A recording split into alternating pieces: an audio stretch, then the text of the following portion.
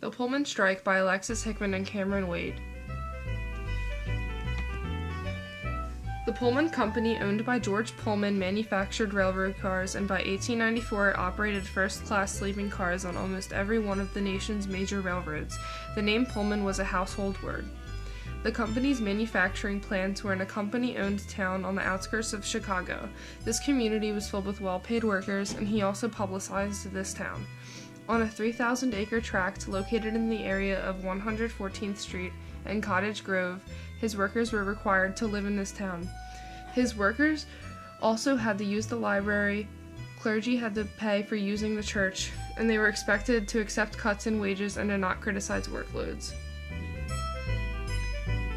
So what did he do with those millions of dollars? He does what every millionaire does. He made a town named after himself, and that would be Pullman, Illinois, where his factory was. Pullman had figured out that if he built a town for his workers, he could control costs, and he could kind of pump the money he was paying to his workers back into his own pockets. So workers wouldn't really receive their full payment. They would take out their rent and money for their foods and give them coupons, and he really controlled the town. On May 11, 1894, the Pullman strike began with a walkout by Pullman Palace Car Company factory workers after negotiations over declining wages and poor working conditions failed. These workers appealed for support to the American Railway Union, the ARU, which argued unsuccessfully for arbitration. On June 20th, the ARU gave notice that beginning June 26, its membership would no longer work trains that included Pullman cars. The boycott, although centered in Chicago, crippled railroad traffic nationwide until the federal government intervened in early July, first with a comprehensive injunction essentially forbidding all boycott activity, and then by dispatching regular soldiers to Chicago and elsewhere.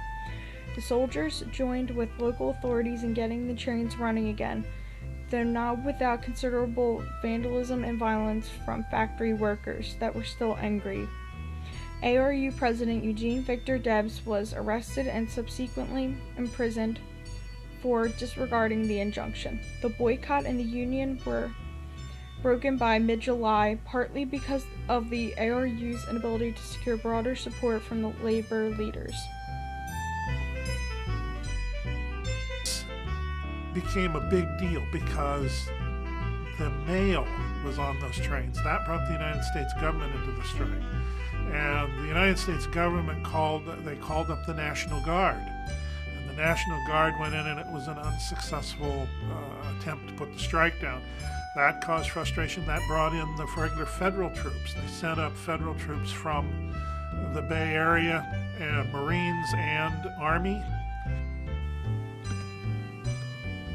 While the use of injunction for such purposes upheld by the Supreme Court in 1895 was a setback for unionism, and while most public sentiment was against the boycott, George Pullman attracted broad criticism and his workers wide sympathy. A federal panel appointed to investigate the strike sharply criticized the company's policies and refusal to arbitrate, advancing the idea of the need for unions and for increased government regulation in an age of large-scale industrialism.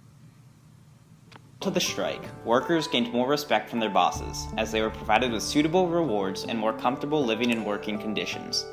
The division between the two classes, which before the strike was incredibly distinct, grew slightly closer in terms of social power, and this in part led to less violence between the two groups afterwards.